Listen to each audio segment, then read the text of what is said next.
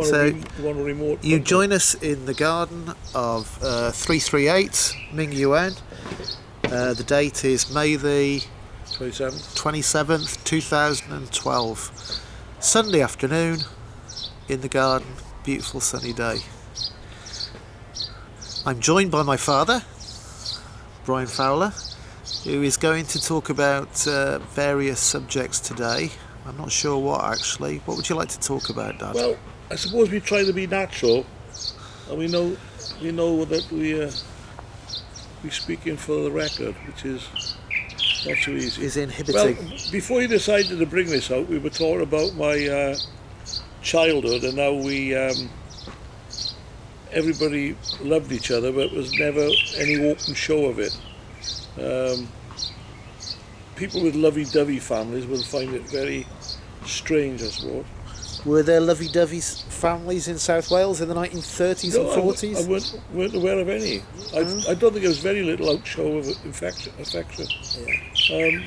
For example, I was telling you, I'd get off the bus coming home from the grammar school, get off the bus at the top of Thomas and Evans by the top of the village, and I'd go along to my grandmother's house, across the road, calling on the way to read the John Bull, or glance in the Radio Times, which is in black and white, one of the luxuries that we never had in our house. And people will only give you a nod when you walked in, and like if you just walked in as though people expected to see you, they didn't acknowledge you coming in much. You just sat down and look at the picture post. My grandfather and grandmother were house was unlike ours, that they had magazines delivered and like picture post, I remember. And didn't you used to read John Bull? Yeah, John Bull magazine. Yeah. What was that about? I don't know, I think it was done by the Daily Herald, I think. John Bull, I think that was just like was it a magazine or a newspaper? A magazine, but it was like like a forerunner of the supplements you have these days. Right. And what sort of things would you read about? I can't remember, but it'll be mostly like black and white photographs and photographs of maybe of sport or any current matters. The other thing we saw have was the NCB. What do you call it today? Today you call it. NCB being the National Coal Board. Yeah. It would be the equivalent of today's in-house magazine that some big firms have. Yeah. And my father used to fetch that home from the pit now and again. Yeah. And as I say, I'd go into my grandmother's, straight into the kitchen. Now, what we call the kitchen is distinct from the back kitchen. What we call the living room was called the kitchen, and then what we now call the kitchen was called the back kitchen. So we in the kitchen, my grandmother's sewing machine would be against the window. So where would the oven be? Would that be in the back kitchen? In the back kitchen, but you'd also have an open fire. You'd have an open fire in the kitchen with black-leaded ovens, either side of it or one side of it. My grandfather would be doing sort of kippers on that, maybe. The smell of kippers. Was your grandparents' house like your mum and dad's house in Evans Square? Yeah, except you went up steps to it. Right. Usual layout for a terrace house. You went down going through the front door, you went down to a long passage to the middle room. You went past the front room, which nobody ever used. Yeah. In my grandmother's case, it'd be different because my Auntie Myra was probably living in there with her young family, maybe on the room on the right. Then you faced the stairs, going upstairs naturally, and then you turn through a door into the living room. Then the living room, in my grandmother's father's house today, you look up to the garden, which was above, because there were houses on the mountainside. So you went from the road up some steps to the front door. Then when you went through it, you went up some steps to the back garden. Yeah. So the house was below the back garden. Like terraced on the side of a hill, really. Yeah, that's right. What always confused me is from my memories of Evans Square, where Nan lived, is that people lived in such small houses and yet they'd still have a front room that they didn't use. Yeah, well, what's that about? We didn't think they were small houses at the time. It's all we knew about. The front room was somewhere. Well, Possibly, a good reason for that is people can hardly use the furniture for the rooms that they occupied. Not people don't realise that now, but they wouldn't say that. The excuse would be later on, oh, it's there for special occasions or whatever. My my father's brother lived with us for a while, and he lived in the front room with his wife Dolly from Northern Ireland. That wasn't very good, and my father wasn't happy about it because my mother let them have it before he come home from the army. Yeah. I think my father would have never Agreed to it. allowed it. Yeah, but my mother, being generous-hearted, I suppose, felt sorry for Dolly and Which brother was that? Emily. He was in the South Wales borders with my father. They were in different companies, I think, or different A company or B company. I can't remember which now. But I don't know whether Emily went to Norway or not, where my father is. I'm not quite sure about that. So I don't think he did.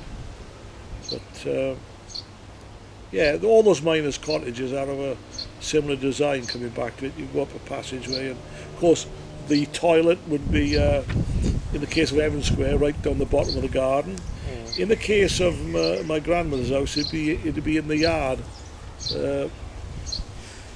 And in May's house as well, because they were both houses built maybe at Cutting straight to it. the land at the Cutting straight to it. How often would you have a bath?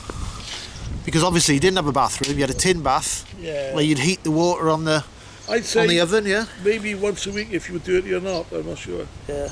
Whether you needed it or not. Yeah. Yeah, maybe once a week. And then it would be maybe people would share the bath water. There was a tin bath which was stuck on the wall out in the yard, and that would be brought in.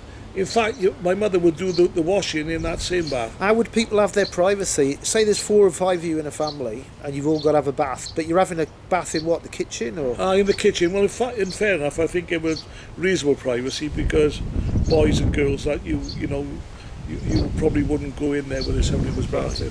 And also, Charlie Gurner, my uncle across the road, well, not really strictly across the road, in Norton Bridge Road, he didn't bath in the pit.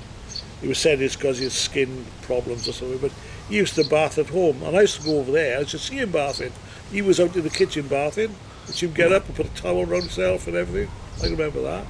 He would come in black from the pit, obviously. Yeah. And, I'd see him putting his clothes on. Then Auntie May would. But why didn't Charlie Gurner bath at the pit? We don't know. Well, yeah, I think I guessed from later life, but I don't think it's not for public No. discussion. Okay. Maybe that's for a different interview when we've had some beer, maybe. Well, maybe. But of course, May was always very nice to me, very good to me. I remember she bought me a shaving brush when I started shaving when I went to the army. She bought me one of these fancy silk ties when the boys used to wear these American style gaudy silk ties. They used to wear with our double-breasted pinstripe suit, and we used to go swanning around Pontypridd in a gang, as it were, which would be Ray Gurner, Roy Gurner, myself, Donny Davis, John Harvey, or quite a lot of us. There's some photographs of us. Looking slick. So, your earliest memories, your father wasn't there, was he? Because he was in the army. Is that your earliest memories with your father? Sort of being absent? Yeah. Of course, my father, I was about 4, I think, when my father went to the army, but I don't recall very much before that. I think I was lost in Barry Island once, and it's joking and probably true. My parents lost me purposely outside the lost children's centre, whatever it was, in Barry Island. Yeah. And I remember I met later the girl who's something Mesney, and also Charlie Gurner's young sister Irene, who met me, and or found me and looked after me until my parents decided to find me. Yeah. But I don't know about that. I mean, it's one of those things you never really find out the what was the truth. truth. I tell you, if I said to my mother, "Did you abandon me?" You'd probably say, "Oh, don't be so silly," Yeah. something like that. I remember going to Barry Island with the local sort of chapel, and you go on a double-decker buses from the local council, or you get on the bus down, get on the train down at Pontypridd railway station, and you'll have the long journey to Barry on a hot day. And you get there, the first thing would happen, all the men would bolt for the pub. Typical, probably Welsh mining working class communities. And then the women went to the beach, and got deck chairs or whatever, sat down and spent the day. You'd all bring your food with you, sandwiches, and typically we think of salmon sandwiches with vinegar and pepper, and a little spraying of sand in off the beach would be a taste that you would acquire, and it's very nice. And then of course the men would join them about somewhere like mid-afternoon, stinking of beer, smelling of beer, and they'd lark about on the beach. That's what they were spent. Mainly the men. Would you stay at Barry Island, or would you come back in the evening? All come back, yeah. Yeah, Well, yeah. you couldn't afford to stay there. No, but they say boarding houses. And if you had, like if you went, we used to see a place called the Merry Friars, and if you had dinners in there, dinner cost £1 and £6 or two and six, and that was extravagant. 2 and 6 being about 25p or something. Yeah. But that was like extravagant. You'd never go for. And what would those dinners be? A proper Sunday lunch. Sunday lunch. Yeah. You wouldn't have that. No. You might go up. What there was like what they call shelters, but they weren't shelters. They were big colonnaded places on the front where there were shops. Then you could go in and take your own food and have a cup of tea at some benches around the side, and that was the limit of the hospitality in terms of you could go on the fair, except that you couldn't afford to go on the fair. Wouldn't have a lot of rides on the fair. You'd be lucky if you got one, because people didn't have the money. And then you get back on the train or the bus and head back home. Yeah. That's my recollections of Barry Island.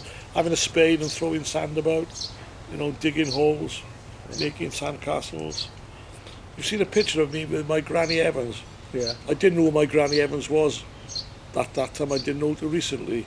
She was the mother of my father's mother. So my father's grandmother, I suppose. She was Ethel Chadney's mother, yeah? Yeah, so you found out. I found out. You researched and found out she was. She was Granny Evans. Yeah. Evans was her second husband, I think. Yeah. She was, what was she? Something? she was Chadney before that. I think she was born. Her maiden name was Hill. Yeah. And Which goes back to the Devon. The people. Hills were from Devon. Yeah. Goes back to the Devon people. Yeah. Although it was at the Worcester strain as well, weren't they? In that Hills. I think the Chadneys were from Worcestershire, so her husband's family originated from Worcestershire, but the Hills were from North Devon. Yeah, I think her mother was called Lydia Hill, but I'd have to check that. Yeah. Well, we're quite conscious of having this camera pointed at your face. It's difficult to be natural, isn't it? Yeah. Difficult to relax. Camera should be like hidden. It should be candid camera, yeah. Yeah, it could be candid, or you might get some rude words. So what are your earliest memories then? Pardon? What are your earliest memories? Like when you were very small. Oh my. Do you remember Brenda being born? No. No. I remember Terry being born. Yeah. Yeah. But you were about 10 when Terry was born, weren't you? Well, it was after the war. Yeah. My father and Terry was like the focus of attention. Yeah. Yeah. Yeah, I remember him I can remember a little fat white baby. Yeah. Sat on the settee, what you call the chaise lounge, in posh parlance. It's a settee with only one end on it, Yeah. We never call it a chaise lounge, we call it a sofa. That's what we call a sofa in those days, as distinct from what do you call a settee now, Yeah. with 2 arms on it. But, yeah, I remember that. Living in Evans Square, where we had a TV, no television, no television, I was going to say, no television. We had a radio that you had to get the batteries charged. You had a set of batteries which you were using, and you had a set of batteries which were down on charge, down at the shop, down the cool shop.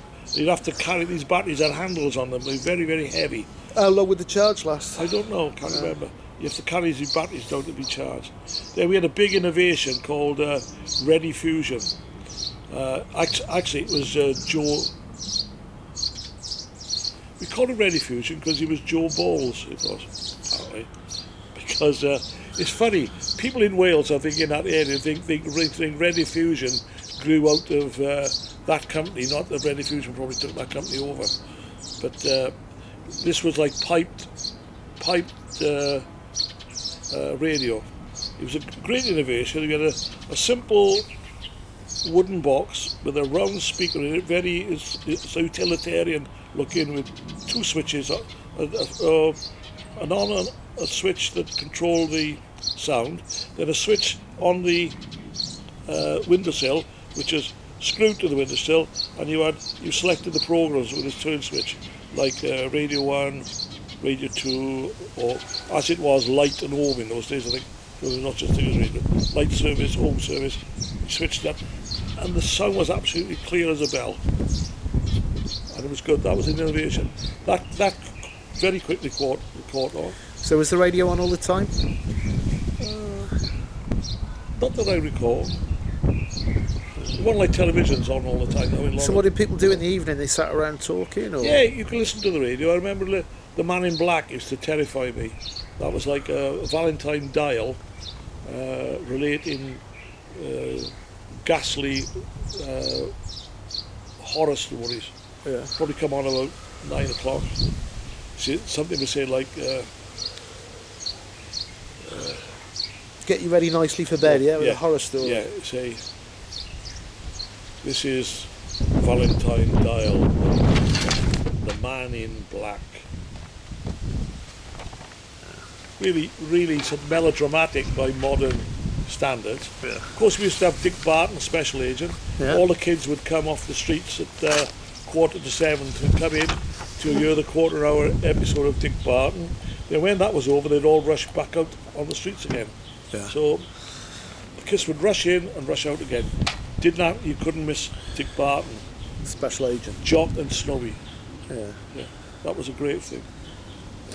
Well before people used to go in to listen to the Archers.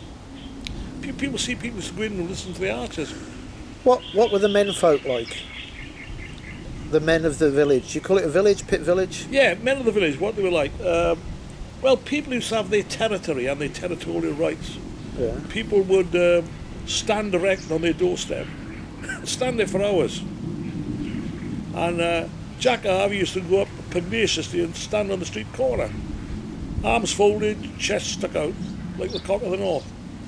Funny, people used to have their territorial. I remember the people used to stand on the doorways. What, would he fight people or challenge people? No, I don't think he would fight people, but it was like, I don't know, it was like a... This is mine. Yeah, it's a strange situation. I know of many, many men who'd stood for hours on the doorstep. Yeah. But they like, maybe they working belt on, or they die cap on as well. Stood there. Strange. Men didn't seem to talk very much. They went to the pub. There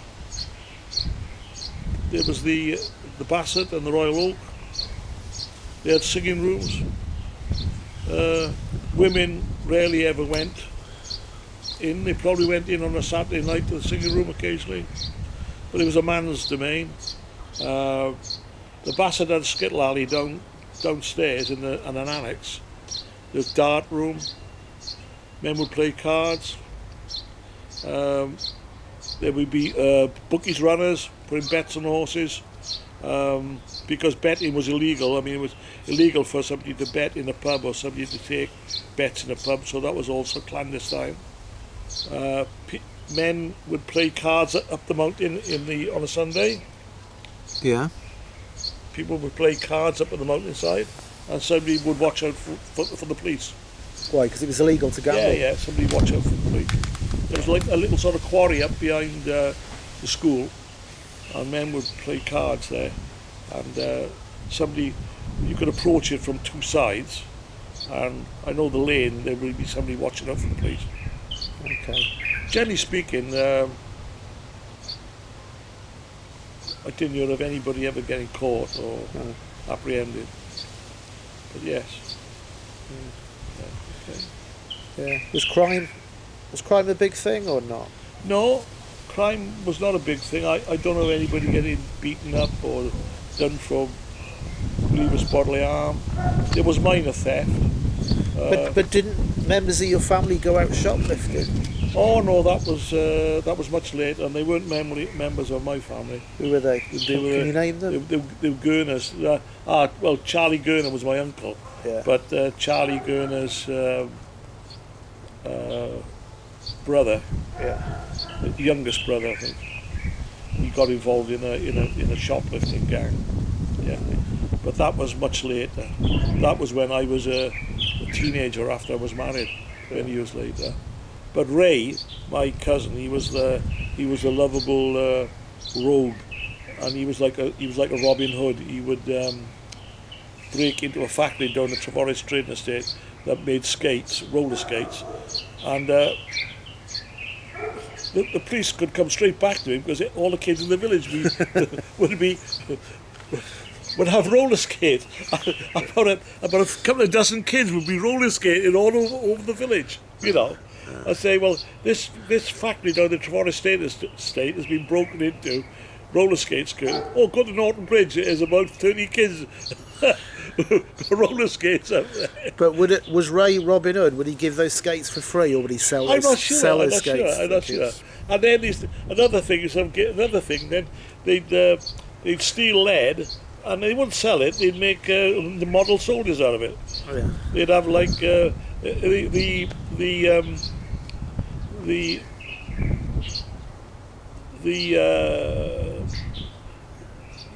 idea that, you know, to make something and or to make a mold, and people would get some clay, and they would get some toy soldiers that you bought, and they would impress them on the clay, impress another water clay on the other side, open it, take it out, get the lead, pour the white hot lead, pour the lead in, and make soldiers, make all sorts of things they would make, and it was just done for something to do, you know? Yeah. Something to do. Yeah. So what's your earliest memories of school? I think May took me to school, and I was known as Brian Gurner for a bit, I think, because there was some mess up. Her family name was Gurner. Yeah. She took me up to school. I remember a teacher called Miss Hancock, and we had sand pits, and I think he went to sleep in the afternoon. I went to school when I was three, so it'd been 1938, 1939, just before the war. Yeah. And what I can remember, one of my fondest memories, is brown bread, Marmite sandwiches, and milk. I remember that was fantastic. Yeah. When I was a kid. That's Norton Bridge School, which means you just come out of Evans Square and you walked up the hill to the school. I didn't live in Evans Square then. I must have been living somewhere else in Norton Bridge. Living with May, maybe. Yeah. My mother lived with me for a bit. But because I think we lived in what do they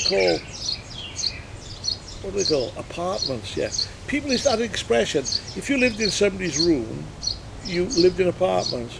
And people who rented their front room out gave apartments or something. I can't remember the lingo at the time. Yeah. But somebody would say, refer to somebody who's living in apartments and so on. So that means they lived in a bedroom and they had the front room.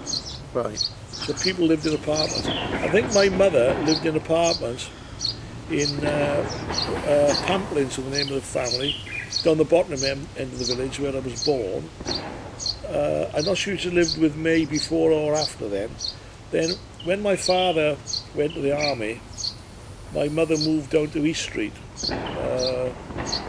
which is near Pontypridd. And then, after a few years, we moved back up to Norton Bridge and lived in Evan Square. My mother probably moved there when my father was in the army, and then given the room to